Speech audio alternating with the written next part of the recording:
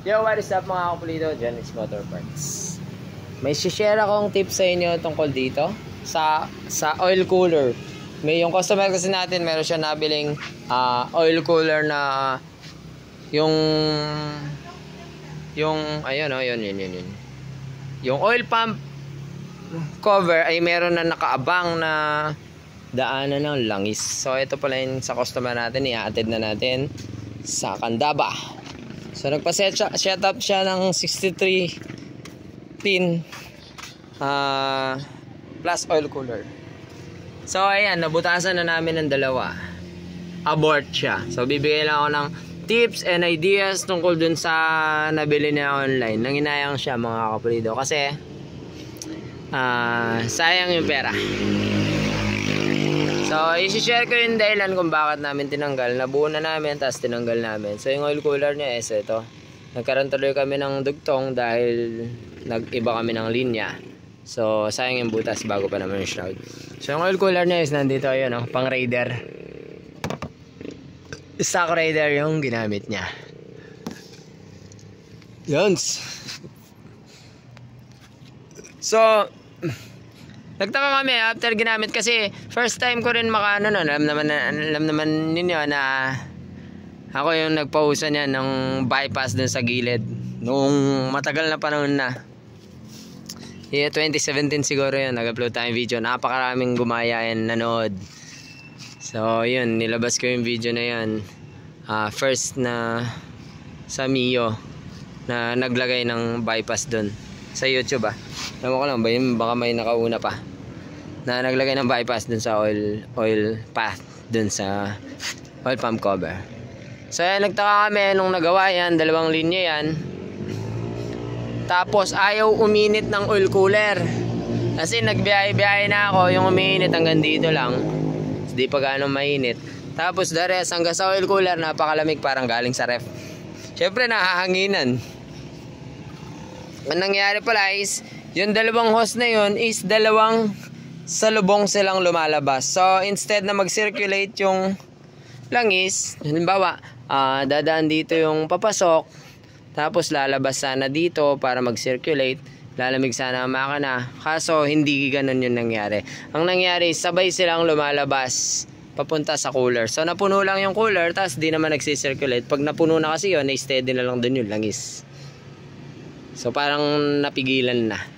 Ganun. So i-explain ko kung bakit. Balikan natin yung kanyang nabiling oil pump cover sa Salamat Shopee. Tapos eto, meron tayong naka-open na makina. Shoutout doon sa mayari dito, yung taga 4valve na binubuo natin, taga Agno, Pangasinan.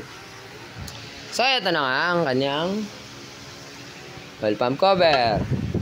Tugaan ko muna ang hangin dahil nagugas na ang kamay at magdi-deliver pa kami sa Manila, Panga, Rabaysia. So ito na nga, hindi ko alam kung ganito talaga yung kulay or pininturahan na lang. So ayan, nilagay na namin yan doon. Kaya may langis na.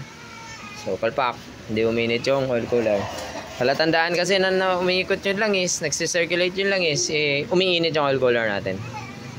So kung titignan ninyo, ayan, meron siyang dalawang butas. Ang original na ginagawa naman natin is isang butas lang dito, gamit ang bolt na may butas. Throttle cable, clutch cable, and so on and so forth. Banjo bolt, yun. So ang principle nito, kung napagawa lang ng tama lang ang pagkakagawa nito, is maganda rin naman. So lalabas yung langis dito, pupunta sa oil cooler. Lahat ng langis na galing sa pump lalabas dito, pupunta sa oil cooler, tapos dadaan pabalik. Okay sana kung ganun yung nangyari. Kaso hindi, sabay silang lumabas. So ganito yung science nila. Ayan.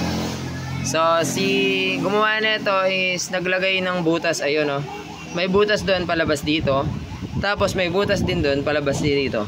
So ang science siguro nito kaya ginawa yan is, tapos hinarangan niya to. Hinarangan niya yan. So ang mangyayari dito kasi galing ang oil pump, lalabas. So lalabas dyan sana, tapos papasok dito ulit. So kaya binanggaan yan para makulong yung langis. So paano makukulong yung langis? Kung itong banggang iginawa is dito nakatapat. Ayan, dito.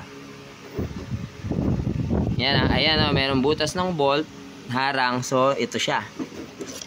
Ito ang harang. So, hinarangan nga naman niya yung ito. Dito kasi galing yung langis eh. Tapos naharangan ko, no? Dito. Paano siya mahaharangan kung ito lang yung nakaharang? Eh, butas siya dito. Ayan. So, lalabas dito yung langis. Hindi siya maharangan kasi dadaan siya papunta dito sa baba. Dito sa baba siya dadaan. Naharangan lang siya dito. Pero dito sa baba, hindi. So, kahit harangan mo yan, ayan, oh. O, harangan natin yan. Open pa rin yung baba. Diba? Okay, sana kung ang ginawa niya dito is nilipat niya ito dito sa taas. Sa taas. Ayan, oh, meron siyang ano dito, sungay. So, kung sa taas niya nilipat, ito yung mahaharangan. Ayan, oh, ito. Ayan, meron siyang flat surface. So, pag nilapatan mo yan, mahaharangan talaga yung langis. So, dahil wala rin naman talagang harang doon, eh, syempre, nakadaan din siya. So, lumabas yung langis dito, lumipat lang din dito, sabay silang lumabas. So, kung ito, inilagay niya dito sa taas, doon siya lumapat, pwede. Pero isa pang senaryo, hindi siya basta-basta mahaharangan kung nandito yung paper gasket. Bakit? Kasi yung paper gasket, ganito siya. Yan. Hindi siya harang dito. Wala akong sample eh, pero pag tinignan nyo, hindi siya harang dito, yung paper gasket. So, itong oblong lang na to ang merong gasket. So, kung nilapat mo to, kung nandito na ngayon harang, nilapat mo dyan, hindi pa rin naharang. Kasi dahil dun sa paper gasket, magkakaroon na siwang ito, between dito. Kasi may papel nga na nakaharang dito sa gilid. So, yun, makakadaan pa rin. So, ang pwede mong gawin, pagka ganon, is, lagyan mo yung gasket maker na makapal ito. Para maharangan, or tanggalin mo yung papel as gasket maker na lang para lumapat ito. So yun, negative siya itong nakuha niya. Hindi ko alam kung ganito lahat pagkakagawa. So pass ito. Tapos nilik check namin, meron din siya leak dito. Yung hinarang na yan na hinang ay may singaw sa baba. So wala rin naman kasi dito rin naman is malakas. Kaya nagtaka talaga ako bakit parang walang kwenta yung oil cooler nun. So ayan, binago na lang namin. Ginawa ko yung stock niya. Nilagyan ko ng tornilyo dito para labasan. Tas papunta siya sa head. Useful na mga kapulido, no? Yung nakatulong ng video. Salamat po sa panonood. Hanggang sa muli natin pagkikita. Dapat pulido lang yung pagkakagawa para useful. Paalam!